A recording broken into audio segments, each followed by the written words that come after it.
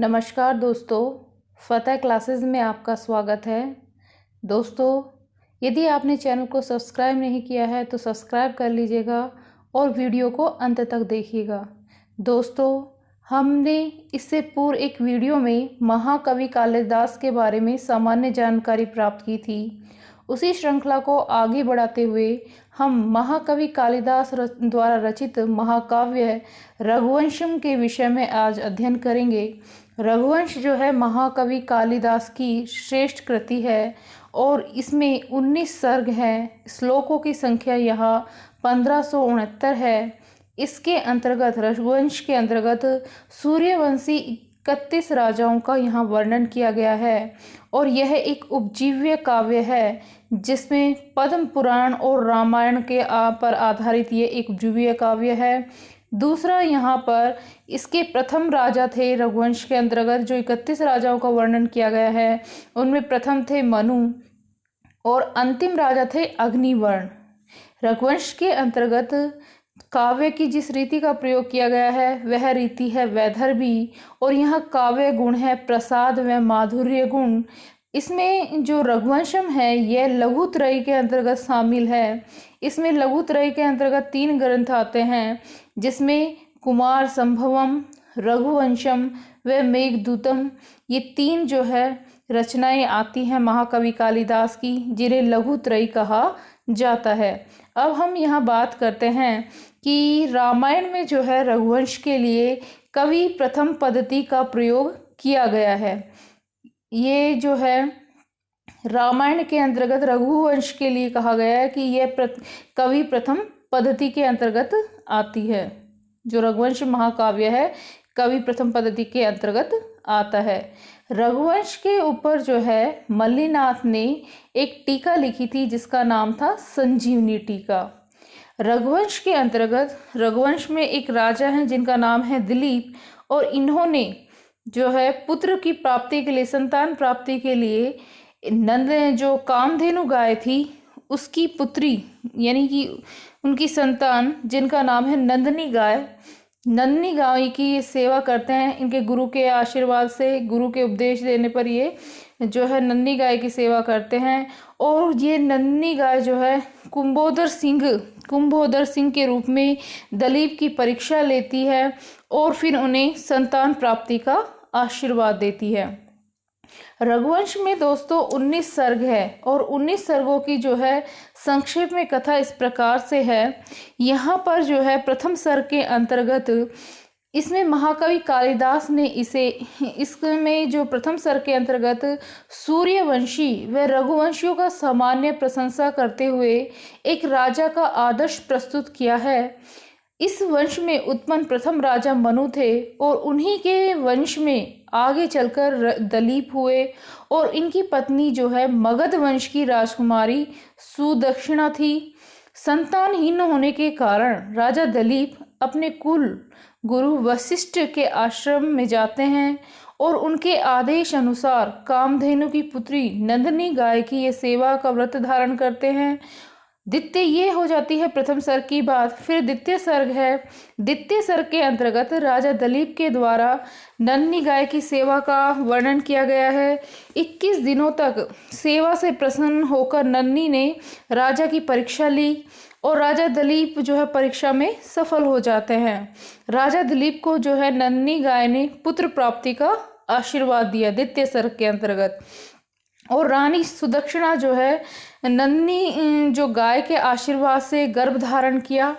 अब तीसरे सर्ग के अंतर्गत बात होती है। इसमें रघु के जन्म, उनके विद्या अध्ययन और राजाभिषेक का वर्णन किया गया है जो तृतीय सर्ग है इसके अंतर्गत। फिर राजा दिलीप द्वारा अश्वमेध यज्ञ का जो है यज्ञ अनुष्ठान किया जाता है। इंद्र द्वारा जो है अश्व का अपहरण कर लिए जाने पर राजा जो रघु हैं वो इंद्र पर आक्रमण करते हैं और दिलीप जो है सुदक्षिणा दोनों ही मिलकर तपस्या के लिए वन में चले जाते हैं। इसी सर्ग में तृतीय सर्ग में बात होती है इस चीज़ की। फिर चौथा सर्ग आता है, चतुर्थ सर्ग। इसमें जो है राजा रघु की दिग्विजय यात्रा का जो है वर्णन किया गया है। राजा रघु के प्रताप को सूर्य से भी अधिक प्रबल बताया गया है। 5वें सर्ग में जो है एक ब्रह्मचारी कोस्त अपने गुरु वर्तंतु को दक्षिणा देने के लिए राजा रघु से 14 करोड़ स्वर्ण मुद्राएं मांगता है। अतः राजा रघु का धनपति कुबेर पर आक्रमण करते हैं और धन वृष्टि से प्रसन्न होकर कोस्त द्वारा राजा रघु को पुत्र लाभ का वरदान प्राप्त होता है। और यह घटना है 5वें सर्ग की। छठा सर्ग जो है इसके अंतर्गत जो इंदुमती है, इंदुमती और अज के स्वयंवर का जो है चित्रण किया गया है। इसमें जो है स्वयंवर के दौरान जो है राजधानी है उसमें भारत के विभिन्न प्रदेशों के राजा जैसे मगध, अवंती, सूरसेन, कलिंग आदि के राजा जो है आए हुए होते हैं, किंतु इंदुमती जो है किसी का वर्ण नहीं करती है और वह जो है लास्ट में अज का चयन करती है पति के रूप में।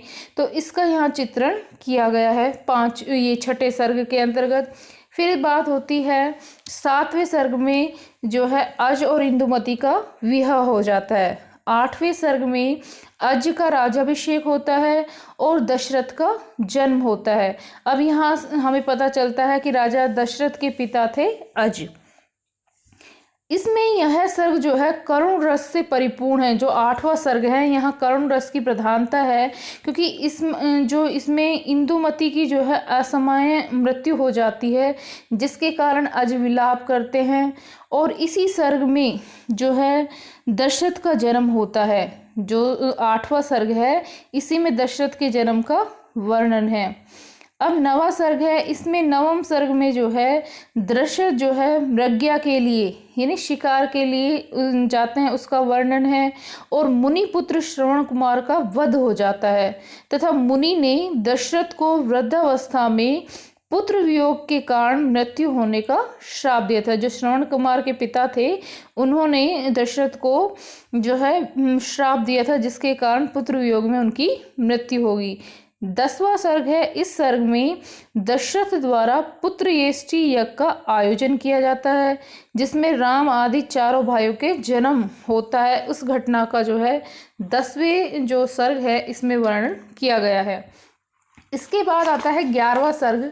और 11वां सर्ग के अंतर्गत इसमें सीता स्वयंवर और राम आदि के विवाह, परशुराम के साथ संवाद आदि का वर्णन किया गया है। इसके बाद है 12वां सर्ग या 12वां सर्ग भी बोलते हैं इसे।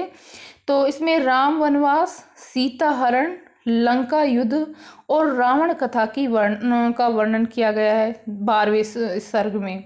सर्ग के अंत में सूचना दी गई है कि राम जो है पुष्पक विमान से अयोध्या के लिए चल पड़े हैं। इस प्रकार से ये 12वें सर्ग की घटना है। फिर है त्रयोदश सर्ग, जिसे हम 13 कहते हैं। इस सर्ग में राम की यात्रा का वर्णन है। उसके बाद है चतुर्दश सर्ग।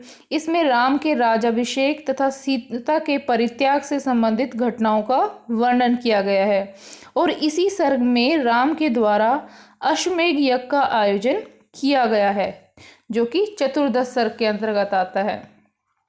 इसके बाद आता है पंचदश सर्ग, जिसे 15 बोलते हैं। इसमें शत्रुघ्न द्वारा लवणासुर के वध का, सीता के 2 पुत्रों कुश व लव के जन्म का वर्णन है, जो कि पंचदश सर्ग के अंतर्गत आता है।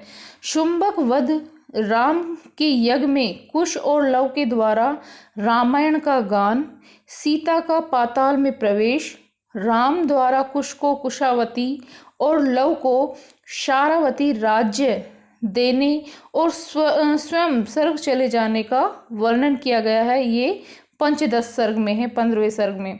अब बात होती है षोडश सर्ग, जिसे हम 16 कहते हैं। इस सर्ग के अंतर्गत आरंभ में कुश के राज्य प्रमुख होने तथा अयोध्या नगरी की दुर्दशा का इसमें वर्णन किया गया है। कुश ने कुशवती को छोड़कर पुनः अयोध्या को अपनी राजधानी बना लिया था और नागराज मुकुंद अपनी बहन कुमुदवती को कुश को समर्पित कर देते हैं। जो नागराज हैं कुमुद अपनी बहन कुमुदवती को कुश को समर्पित करते हैं और कुश की अनेक रानियां होने के बावजूद भी कुमुदवती से उनका विवाह हो जाता है। ये बात हो रही है 16वें सर्ग के अंतर्गत, 16 सर्ग के अंतर्गत। सप्तदश सर्ग के अंतर्गत इसमें कुश के पुत्र अथिति के महान व्यक्तित्व का चरित्र चित्रण किया गया है। युद्ध में कुश के मारे जाने पर कुमुदवती सती हो गई और अथिति का जो है राजाभिषेक हुआ। अथिति के राजाभिषेक की जो घटना है वह 17वें सर्ग के अंतर्गत आती है। अब है अगला सर्ग है अष्टादश सर्ग, जिसे 18 कहते हैं। इस सर्ग में अथिति के बाद की अनेक पीढ़ियों के राजाओं का वर्णन है।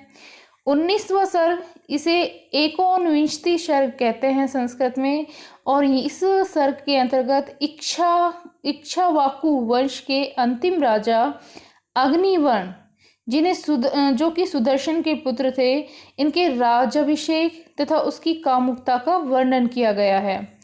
वह कभी भी अपनी प्रजा को दर्शन नहीं देता था और अनेक रानियों के प्रति प्रेम करने से उसे राजक्षयमा यक्षमा यानी टीबी या क्षय रोग से उनकी मृत्यु हो जाती है और उसकी गर्भवती जो पटरानी को सिंहासन पर बैठाया जाता है, जिसके गर्भ के राजाभिषेक के साथ ही रघुवंशम महाकाव्य की समाप्ति हो जाती है। जो पटरानी रहती है उसके गर्भ के का ही जो है राजाभिषेक हो जाता है और उसके साथ जो है इस महाकाव्य की समाप्ति हो जाती है।